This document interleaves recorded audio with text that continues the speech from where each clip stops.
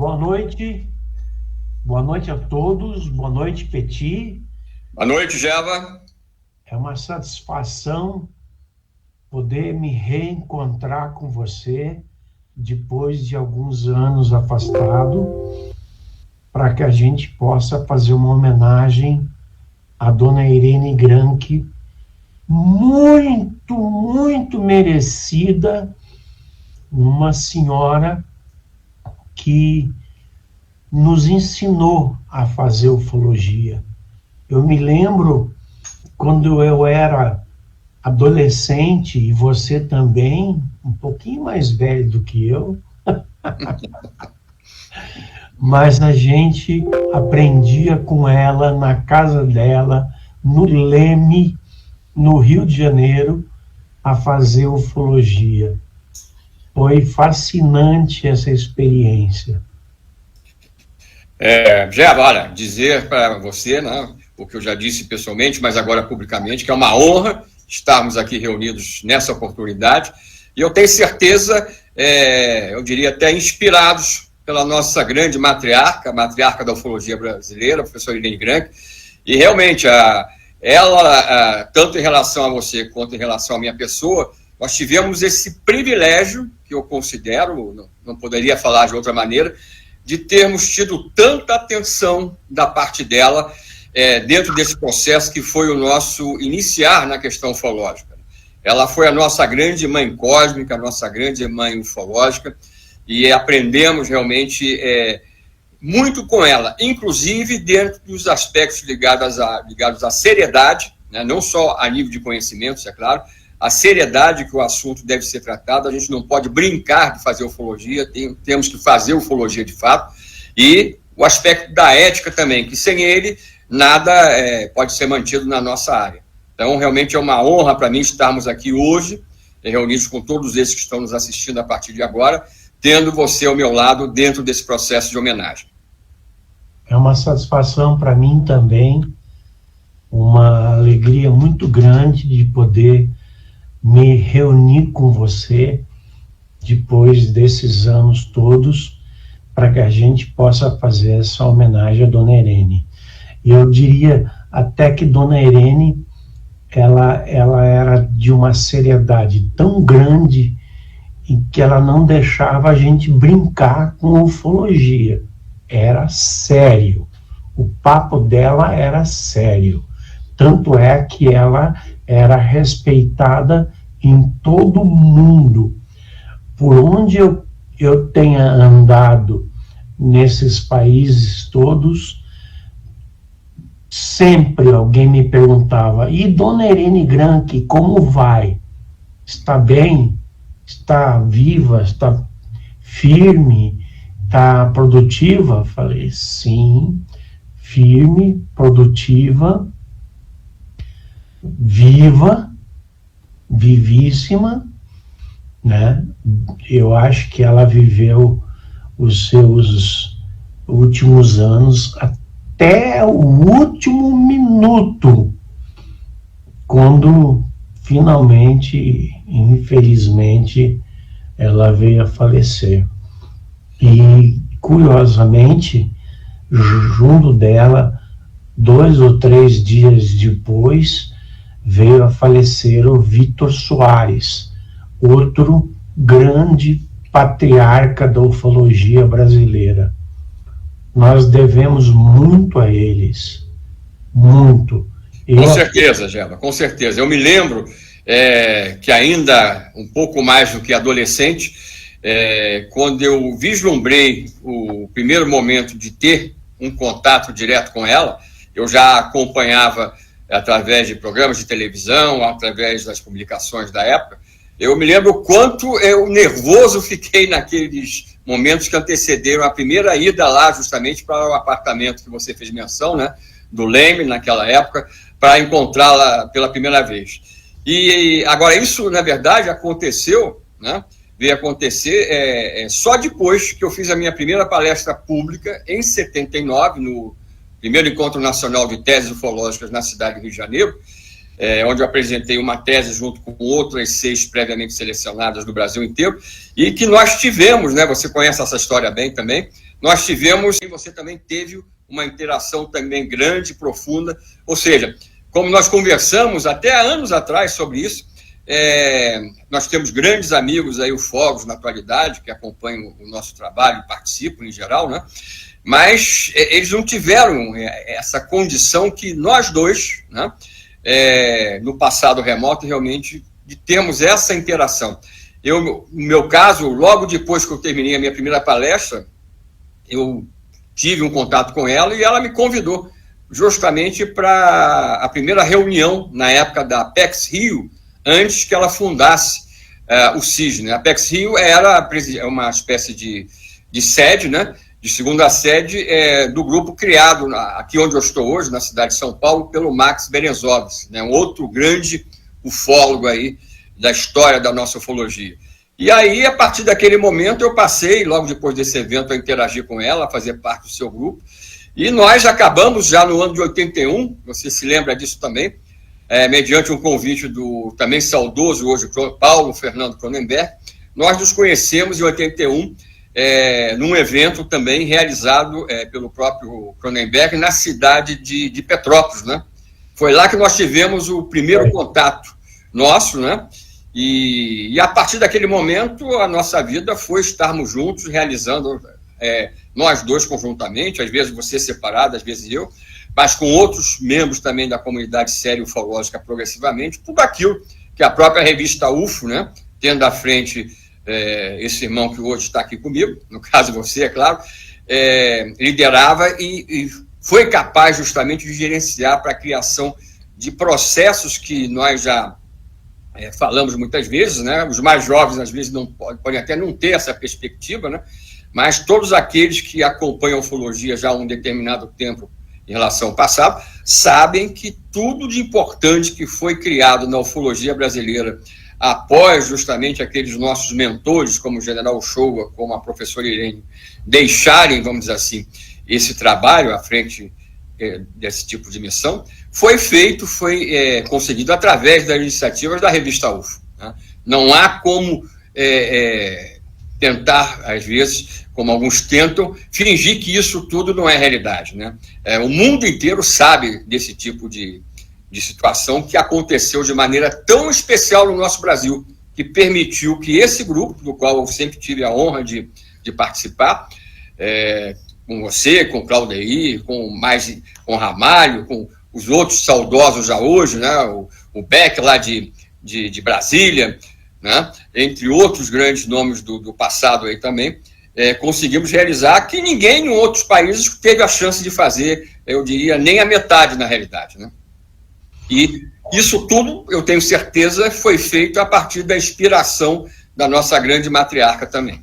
Não tenho a menor dúvida disso. Ela era uma fonte de inspiração constante. E sempre que a gente fraquejava por alguma razão, parecia desistir da nossa missão, ela estava lá, firme e forte, para nos dar apoio para que a gente continuasse o nosso trabalho. E ela era uma fonte de inspiração constante.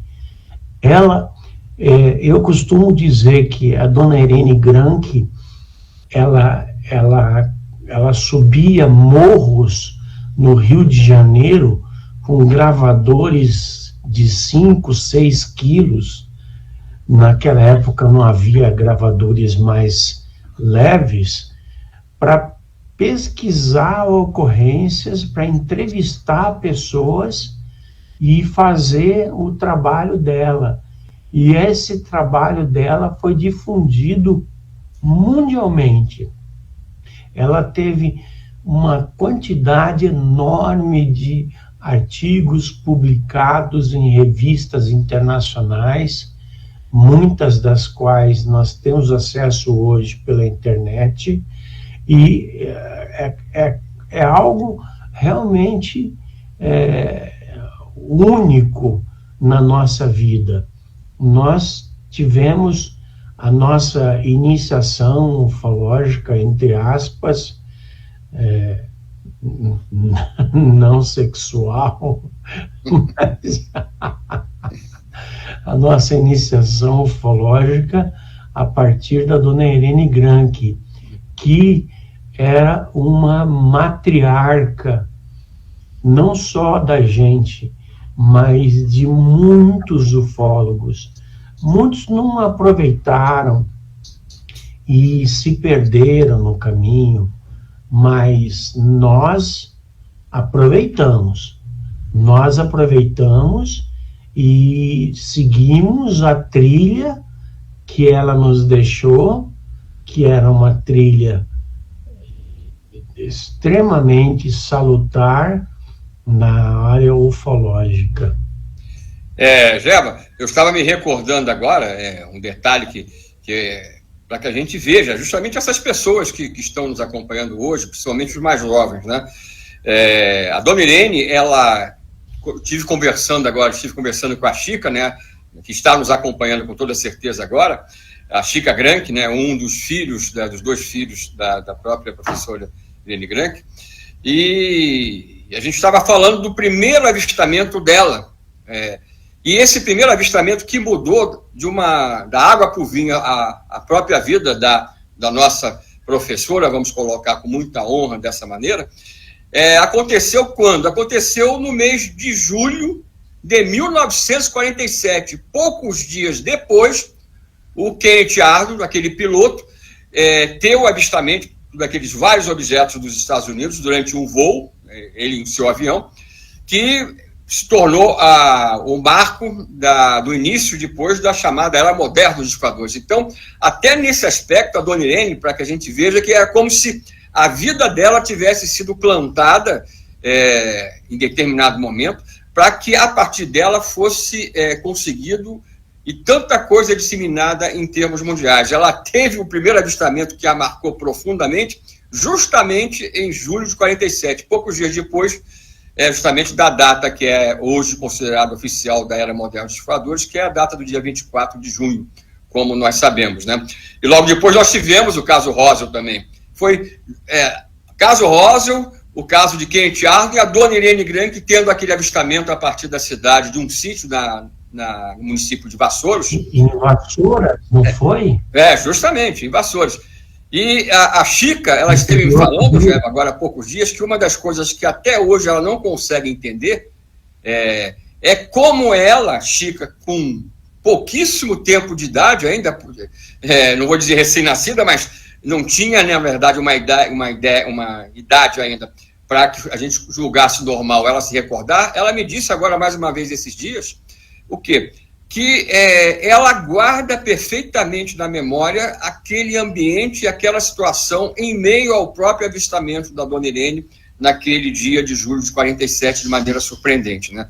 E a partir dali, como você sabe, né, você ouviu essa história pessoalmente também da própria, né, com certeza, ela teve aquela percepção na mente dela que ela não iria descansar até o dia que entendesse aquilo tudo que existia por trás daquilo que ela estava observando, aquele objeto discoidal, metálico, em pleno dia, que ela avistou justamente a partir do sítio lá em Vassouras. E aí, a partir daí, a vida dela toda mudou realmente drasticamente, né? E não há como reconhecer que, se hoje existe ufologia no Brasil, em grande parte, por causa desse tipo de processo que nós vivemos a partir dela própria, né?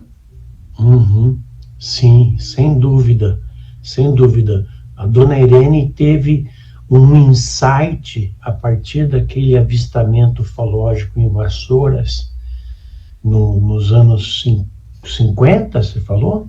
47, julho de 47. Em julho de 47, quando a ufologia engatinhava, a ufologia ainda era uma área muito dissoluta, muito dispar de ufologia. E foi aí que dona Irene Granke partiu para tentar entender o que era aquele objeto que ela viu e que ela registrou e que aquilo marcou na vida dela. E aquilo marcou na vida dela de tal maneira que ela nunca mais deixou de pesquisar, de analisar, de trabalhar com essa questão ufológica. E nisso ela fez uma mudança muito grande nas nossas vidas, que fomos tocados por essa visão que ela teve, por esse avistamento que ela teve, como ainda era adolescente. Ela ainda era adolescente quando ela teve esse avistamento. E isso mudou completamente a vida dela e a de muitas pessoas. Muitas pessoas passaram, Peti. Nós ficamos. Eu e você somos, eu diria, os guardiões da memória da dona Irene Granke, enquanto tantos simplesmente passaram, porque não tiveram tocados os seus corações com a nobreza com que nós tivemos a oportunidade de ser tocados na nossa trajetória ufológica. Isso, isso eu nunca cheguei a comentar com você, tá? Pelo menos na minha memória, porque não é uma coisa ligada ao aspecto ufológico do meu envolvimento, dessa atenção toda que a dona Irene tinha comigo e com você. E eu sei que também com outras pessoas também que passavam lá pelos grupos dela, né?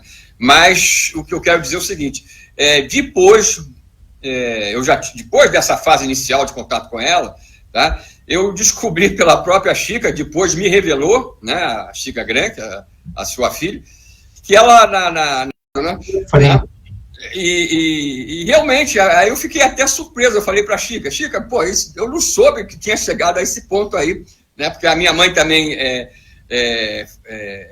hoje já saudosa também há muitos anos, ela nunca chegou a me colocar essa preocupação que era dividida pelas minhas duas mães, na verdade, né? Essa preocupação aí com os problemas que estava tendo nessa área aí, né? Então, até nesse nível, a gente acabou descobrindo que houve essa interação, essa preocupação dessa nossa grande mãe, realmente, né? Que nós tivemos o prazer de sermos alvos, né? Eu tive o privilégio, né? Como você também, acho que você deve se lembrar disso, com toda certeza. Por exemplo, nos primeiros anos da nossa, vamos chamar, carreira ufológica pública, de sermos convidados por ela para participar de um evento num grande shopping da cidade do Rio de Janeiro, o Barra Shopping, se não me falha a memória. Shopping. Justamente que ela tinha sido convidada pela firma, né, a empresa do Daniel Azulay, publicitário, né? E foi feito um grande evento com exposição pública e palestras de todos nós, a convite da professora Irene Granke, mais uma vez, dividindo com, vamos dizer assim, conosco, com nós dois, por exemplo, e outros convidados, né? Mas nós dois éramos mais novos, com toda certeza, ali presentes, como conferencistas, justamente convidados pela nossa grande matriarca. São histórias que as pessoas certamente nunca ouviram falar, que estão hoje tendo contato, que mostram essa riqueza e esse desejo que ela tinha de compartilhar as oportunidades para que nós atuássemos, às vezes, e muitas vezes, junto a ela, dentro do trabalho que previamente ela desenvolvia com tanto mérito, infelizmente, uma data não feliz, que ligada ao seu próprio falecimento, em 2010, e você lembra daquela história, né, nesse artigo, dentro de um táxi, né, com ela, e como ela buscava saber já do taxista se ele tinha tido alguma experiência. Ela buscava sempre informação, dividia aquela possibilidade de interação em relação ao assunto. Lembra disso, Geva? Eu lembro disso, eu estava dentro desse táxi. Então, aí eu falei para o taxista, olha, o senhor está transportando uma das maiores ufólogas do mundo. Uma pessoa que é a mais conhecedora desse tema dentro do nosso país. E o taxista ficou assim, assustada, falou, nossa, tudo isso? Eu falei, tudo isso mesmo, e mais do que isso ainda, né? Agora, você mencionou a Chica, né? A Chica, como filha da Dona Irene, ela também teve experiências de abdução. Bem lembrado, bem lembrado. Ela também teve experiências de abdução. Ela reluta em tratar desse assunto, mas ela várias vezes abertamente falou das experiências que ela teve de abdução, como é o caso muito típico de filhos de pessoas que são tão conhecidas na ufologia, que são tão respeitadas na ufologia, que são tão inspiradoras na ufologia. Ela teve experiências de abdução. Gema, eu me lembro, inclusive, que ela chegou a fazer uma regressão via hipnose com o hoje também saudoso, o pioneiro norte-americano nessa área, o próprio Buddy Hopps. Ela teve esse contato com o próprio Buddy Hopps, e uma das regressões que ela fez, em que veio a experiência de contato, foi justamente através do grande Buddy Hopps também. Olha, veja você, como o mundo é pequeno, né? As pessoas estão interligadas, né? Eu não tenho dúvida de que meus filhos e os seus passarão por experiências de abdução em algum momento de suas vidas, porque é natural, é uma coisa que se atrai, entende? Você, como um grande ufólogo, né?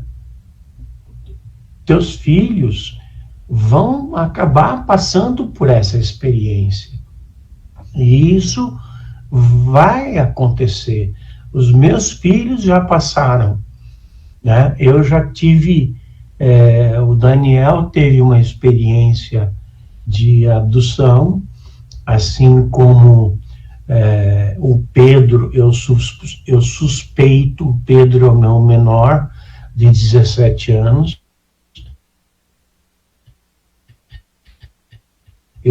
de abdução. Isso ainda está para ser confirmado via hipnose regressiva. Agora, cada vez menos nós temos hipnólogos preparados para fazer isso. A Gilda já está cansada, vamos dizer assim, de fazer as hipnoses, e estão surgindo novas pessoas no nosso meio que podem fazer hipnoses regressivas e confirmar as experiências dos nossos filhos. A minha própria filha, né? Eu já relatei isso até num dos meus livros, né, do passado. Ela teve, na fase de criança mesmo, uma sucessão de ocorrências noturnas, né, que chegaram até, através de minha própria Gilda Moura, psicóloga, nossa amiga, né, conjuntamente falando, e havia esse tipo de interação visível na fase, vamos dizer assim, de infância da minha filha, né. E outra coisa, a Cris aqui do meu lado, ela acabou de confirmar que a Chica está nos assistindo, que inclusive ao ouvi-lo falar justamente, e também a minha pessoa, dessas experiências dela, ela no próprio chat aqui da live confirmou justamente essas ocorrências aqui. Ela está realmente nos acompanhando. Quem mais? Ela está dizendo que fez 2 regressões, já. Ela fez uma com a Gilda Moura e outra com o Buddy Hopps, que eu já tinha falado. Uhum. Veja, é uma coisa que parece natural para quem, como nós, somos inteiramente dedicados a esse assunto. Nós não somos parcialmente, nós não somos levianamente dedicados a esse assunto. Nós somos integralmente dedicados a esse assunto. Então, não só nós podemos ter episódios de abdução, mas nossos filhos também. Eu já tive um episódio de abdução, e talvez 2, confirmados pela Gilda Moura, em 2 circunstâncias diferentes, no começo da minha vida ufológica, no final dos anos 80, e outra no começo dos anos 90. Então, isso pode acontecer conosco. É uma coisa natural que essas entidades, esses seres, inclusive era uma coisa que Dona Irene falava, esses seres, eles têm interesse em saber por que da nossa paixão por esse tema, por que do nosso interesse por esse tema, por que da nossa fixação por esse tema. Então, nós temos que estar atentos, porque nossos filhos, assim como nós, podemos ser parte de processos de experiências de abdução. Gela, eu dentro da parte das nossas investigações de décadas lá na Serra da Beleza, desde 82, principalmente quando eu comecei a obter aquelas fotografias, que até você levou algumas para o exterior, eu me lembro, alguma das suas primeiras viagens à Europa. Várias delas. Quando essas fotos começaram a ser batidas, pessoalmente por mim, eu percebia que havia uma interação, uma ligação mental de quem estava por trás daqueles fenômenos com a minha pessoa, porque às vezes eram fotos todas batidas com exposição prolongada, ou seja, a chapa ficava exposta vários segundos para que a gente pudesse ter pontos de referência e registrar as trajetórias dos UFOs lá na Serra. E o que acontecia?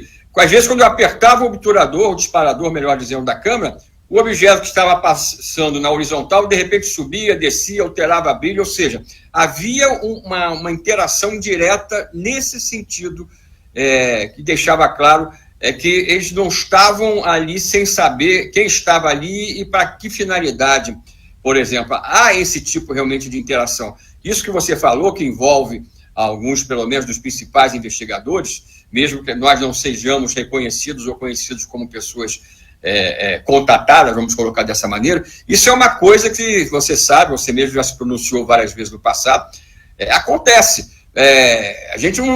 Nós não fizemos ou fazemos o que hoje nos dedicamos simplesmente por acaso, porque a gente tirou da cabeça, vamos ser ufólogos, vamos ser pesquisador. A gente já nasceu, eu não tenho a menor dúvida, com esse tipo de objetivo ali impresso para as nossas vidas, para que isso pudesse ser realizado. Eu não tenho a menor dúvida em perceber esse tipo de coisa. E revendo alguns escritos que você mesmo publicou, hoje eu vi muita coisa que você publicou sobre a Dona Irene, no passado, na própria UFO, existe uma declaração dela em que ela diz que, na visão dela, nós não estávamos simplesmente recebendo visitas desses seres, mas que havia realmente algo de maior por trás dessa presença.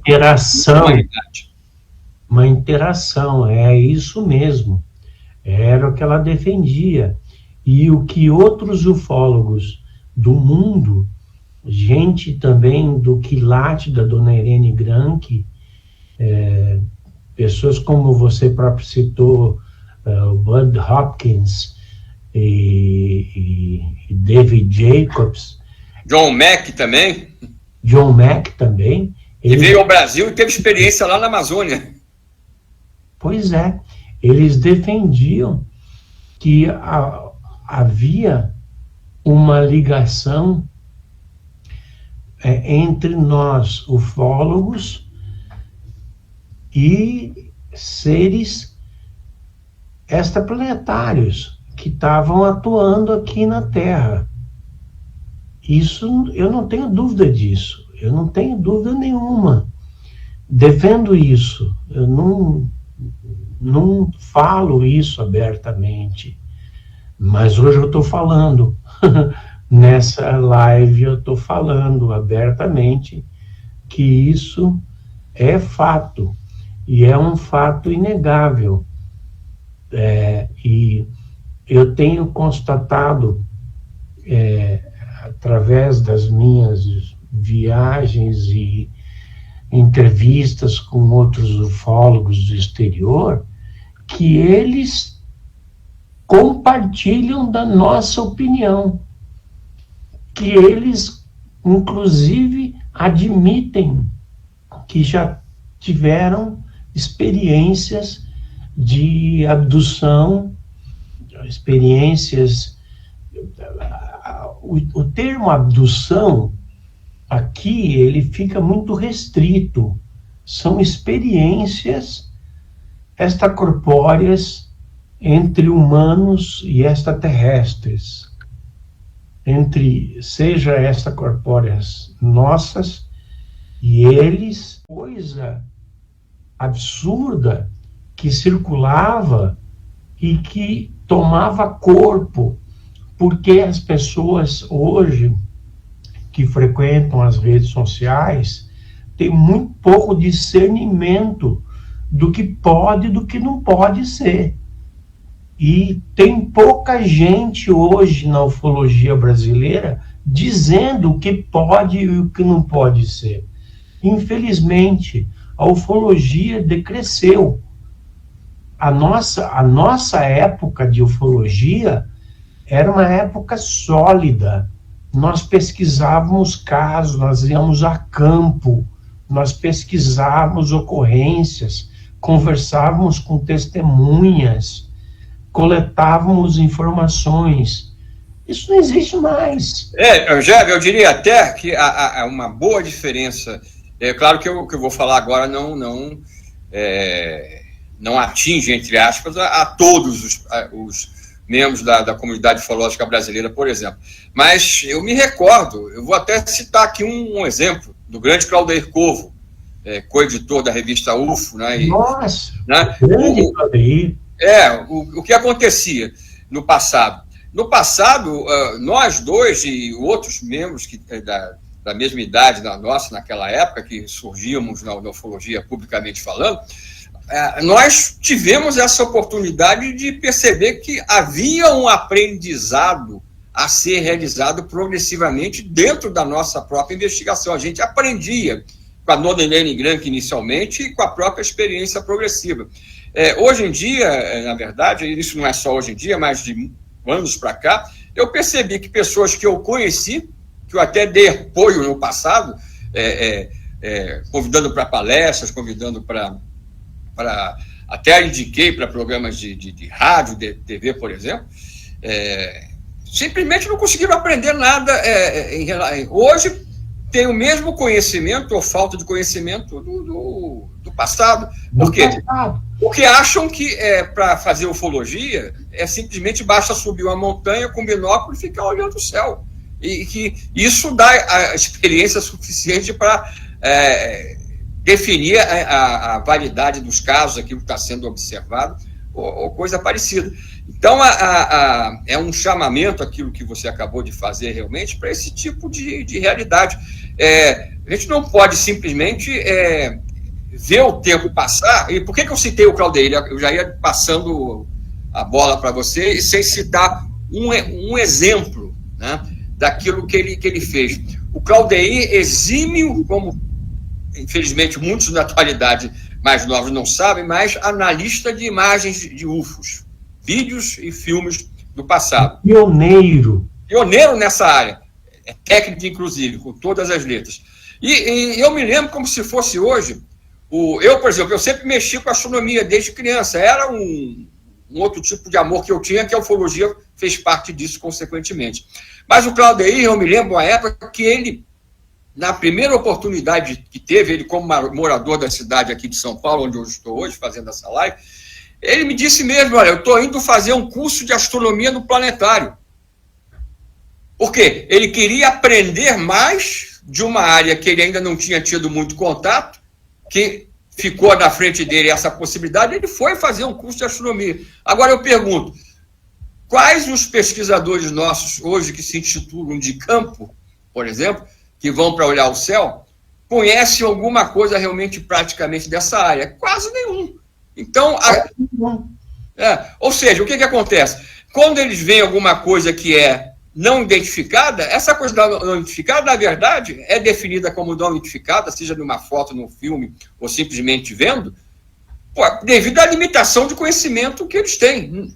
Porque aquilo que pode ser não identificado para eles, para nós dois é identificado, para o Tony é identificado, se fosse o Claudeir, era identificado, como uma coisa que, na verdade, era um erro de interpretação, era Vênus, era Júpiter, era um avião vindo com os faróis ligados na nossa direção. Então, é um chamamento, essa oportunidade, que a gente está lembrando a importância da Dona Irene, da seriedade da pesquisa, a gente está tendo a oportunidade de fazer hoje.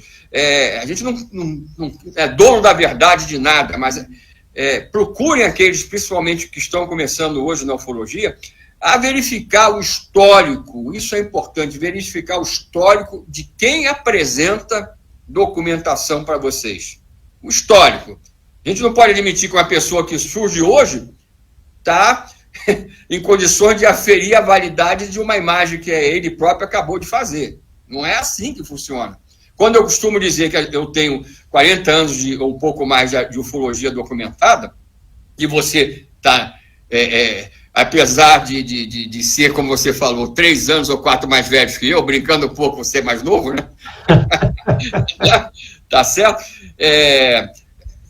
A tua história está documentada, Gerva, no Brasil e no exterior. A do Claudeir, mesmo do outro lado da vida hoje, está documentada e pode ser achada. Né? Imagine a da professora Irene Grande, pode ser achada do mesmo jeito, o General Shoa. Então, hoje em dia, a gente vive um fenômeno surreal em que as pessoas surgem assim, sem nenhum histórico, como existe a internet, daqui a pouco cria uma falsa história, uma falsa imagem, e aquilo ali você vai ver, daqui a pouco tem 100 mil pessoas vendo, pô. Naquela época do passado, como é que você se tornava conhecido aqui no país, Gerva? Era participando do Fantástico, era dando entrevistas para os principais jornais do país, etc, etc. Comigo a mesma coisa, Globo Repórter, a gente fez Era uma grande dificuldade. Ou seja, só quem ganhava visibilidade, para você ganhar visibilidade, você tinha que ter algum tipo de lastro de seriedade para mostrar, senão você não tinha voz em lugar nenhum. Hoje não, acontece esse fenômeno da internet aí, não é que eu seja contra a internet, mas aquilo que às vezes as pessoas não percebem que acontece através dela, né? Então, hoje você vê pessoas completamente alucinadas, falando qualquer tipo de bobagem, tendo 100 mil seguidores, 150 mil seguidores. É um absurdo, cara, é um absurdo. Mas isso é algo que não tem reversão, eu acho. Não tem jeito. Não tem como trazer de volta, entende? Então, o que a gente procura fazer eventos com pessoas qualificadas, né, do Brasil, do exterior, produzir revistas qualificadas, com bom conteúdo infográfico, e, enfim, buscar lutar pelo aquilo que a gente acredita. Gerva, eu vou pedir para você falar uma coisa aí para as pessoas que estão nos ouvindo, que é extremamente importante agora. Isso serve de exemplo, né, o que eu vou pedir que você mencione agora, para balizar a diferença de quem brinca de fazer ufologia, finge de fazer ufologia, e faz ufologia, para quem tem realmente responsabilidade reconhecida de maneira objetiva. Vou fazer só uma pergunta para você agora, aí que você dê a resposta para todos que estão nos assistindo aqui. Até para informar do que vai acontecer dentro de poucos dias. Que revista e que ufólogos estão à frente, nesse momento, da audiência pública que vai haver sobre a realidade do fenômeno UFO, agora no Senado, lá em Brasília? e que você explique o que está para acontecer, para quem não sabe.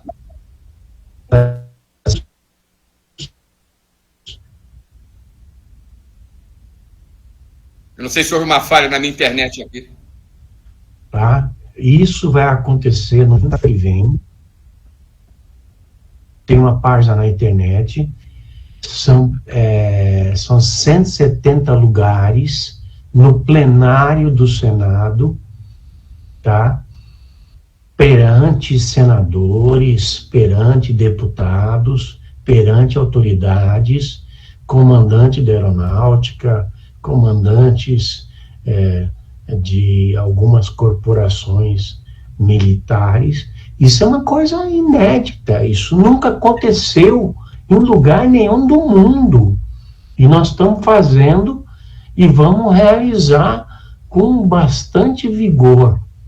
Os ufólogos selecionados são os mais qualificados que nós temos, né? Alguns dos mais qualificados, né? Alguns, infelizmente, não poderão comparecer, mas nós vamos dar uma aula de ufologia de 3, 4 horas de duração no Senado, né? Informando sobre abduções, aterrissagens, agroglifos, o que o governo americano esconde, o que o governo inglês esconde, enfim, nós vamos fazer um trabalho de primeira qualidade. Isso foi chamado a nós a fazer pelo senador Eduardo Girão. Não fomos nós que fomos até o Senado. Foi o senador que veio até nós e disse que queria realizar esse trabalho. E isso foi no ano passado. E nós colocamos em andamento uma estrutura para fazer isso funcionar. Cada ufólogo vai ter entre 20 e 30 minutos. Os internacionais vão ter 30 minutos. São 2 internacionais, o Gary Heseltine, detetive da Scotland Yard, e o comandante do exército americano, Bob Salas. Então, vamos botar para quebrar. Isso vai ser... Bob Salas, inclusive, é aquele que deu inúmeros depoimentos sobre a interferência dos UFOs nas instalações de lançamentos de mísseis balísticos durante a época da Guerra Fria. Exatamente ele, que já veio ao Brasil, deu entrevistas aqui ao Wilson Pickler, entrevista que já tem mais de 100 mil visualizações, entende? Então vamos fazer um trabalho de primeira,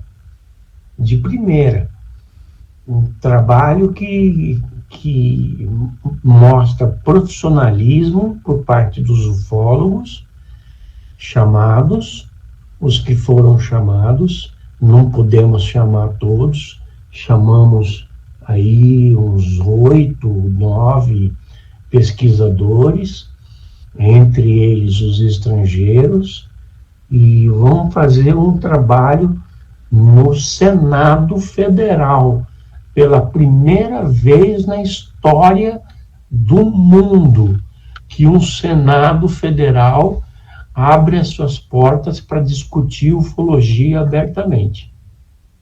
Perfeito, né? Isso era importante, até que muita gente não está sabendo que vai acontecer isso dentro agora de poucos dias. E isso que vai acontecer só está acontecendo, evidentemente que houve a vontade e a percepção do senador que você citou, mas isso só acontece aqui no nosso país devido a esse histórico, com certeza, de tudo que já foi realizado de sério, que a gente tem que ir recuando no tempo, a gente vai se deparar com que figuras, né, responsáveis pelo princípio dessa luta, porque hoje em dia é muito fácil, entre aspas, falar de ufologia.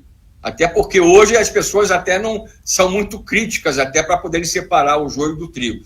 Mas na época da professora Helene Grank, né, em que ela começou essa luta pela credibilidade da própria realidade do fenômeno UFO, era uma guerra mesmo. Não era guerra.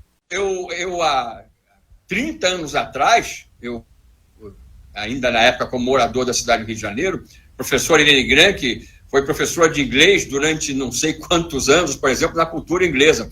Eu encontrei vários dos alunos e alunas da professora Helene Grank. Eu conversei outro dia com a Chica sobre isso mais uma vez, né? E essas pessoas falavam para mim mesmo que a dona Helene não deixava passar a oportunidade, né, quando, evidentemente, não ia interferir no ensino normal da própria língua, de trazer à tona esse assunto, também na área estudantil. Então, ela foi uma disseminadora dessa verdade num grau, num período de tempo, onde eu tenho certeza, independente dos outros grandes nomes que nós tivemos na ufologia, que alguns foram citados aqui por nós, inclusive hoje, mas eu não vejo, sinceramente, não quero menosprezar nenhum desses grandes nomes, cada um teve a sua importância grandiosa no passado da nossa ufologia, mas igual a professora Helene Grank, realmente eu não conheci ninguém que tivesse esse tipo de atuação massiva, fosse com motorista de táxi, como na ocasião que você foi testemunha, fosse para os alunos da cultura inglesa, aonde ela ia, ela fazia questão de deixar aberto aquela porta para que alguma informação, caso existisse, pudesse chegar até ela, e ela, inclusive, pudesse servir como uma fomentadora desse tipo de área de interesse, que daí foi realmente crescendo, né? Você foi testemunha disso, eu fui, e outros tantos também, né, Java? É isso aí, meu amigo. Bom, a nossa homenagem à dona Helene Grank será eterna. Nós, sempre que pudermos, vamos nos lembrar dela. Eu acho que hoje nós cumprimos com o nosso dever de falar dela às novas gerações da ufologia, que nunca ouviram falar dela, que nunca prestaram atenção nos nossos pioneiros. E assim eu acho que a gente pode concluir esse trabalho maravilhoso de ter homenageado dona Helene Grank, sua filha Chica Grank, sua neta. Hoje ela já tem bisnetos, né? Já tem bisnetos. Então é por aí, meu irmão. Fizemos o nosso trabalho, o que deveria ter sido feito antes, mas que nós fizemos agora. Nós estivemos juntos em vários momentos, né, em momentos cruciais da questão ufológica do nosso país, mas eu lembrei, e você também teve a mesma percepção, que nós nunca, conjuntamente, no mesmo momento, tínhamos homenageado a nossa grande matriarca, a nossa grande professora, e aquela pessoa que tanto nos inspirou e vai nos inspirar até o último momento das nossas vidas, em que nós estivermos levando à frente esse tipo de coisa que nasceu com ela de uma maneira tão especial naquele distante ano hoje, 47. Então, Jeff, eu gostaria de agradecer, dizer que foi uma honra, um privilégio hoje dividir esse espaço com essa finalidade, e estamos aqui sempre para relembrar não só o nome da professora Helene Grank, mas de outros tantos pesquisadores que são responsáveis e foram naqueles momentos, inclusive difíceis do passado, por trazer seriedade com tanta propriedade para essa questão da presença alienígena. Walter Willer, sim, Úvio Brande Aleixo, Vitor Soares, Reginaldo de Ataíde. Grande Reginaldo, né? Grande Reginaldo, né? Alberto Romero, tantos grandes pesquisadores. Eu me permito aqui ter falhado a memória de não citar todos. Flávio Pereira, Max Berezovsky, Willy Wirtz e tantos outros nomes que engrandeceram, que construíram a ufologia brasileira a partir de alicerces profundos, firmes e bem calcados no chão, nos quais nós podemos nos apoiar para aprender a fazer ufologia. Perfeito, Jepa. Olha, meu muito obrigado essa oportunidade. Eu vou estar amanhã também cuidando de compartilhar ao máximo essa live. E a Cris aqui do meu lado já está fazendo isso também, né? E vamos em frente e parabéns. Eu sei o quanto esse momento lá do Senado tem o seu dedo falando claramente para que fosse realmente, após a procura do próprio senador, da revista UFO, da sua pessoa, que isso se transforme realmente em mais um momento da história tão marcante da ufologia brasileira. Esse é o primeiro. Tem sido tão responsável por isso. Muitos outros. E eu quero você nos próximos. Vai ser um grande prazer. Somos irmãos, estamos aqui, e até para desespero de alguns, brincando um pouco. Tá bom, meu irmão. Um grande abraço para você e para a Cris. Um grande abraço e abraço a todos que estão nos acompanhando hoje aqui.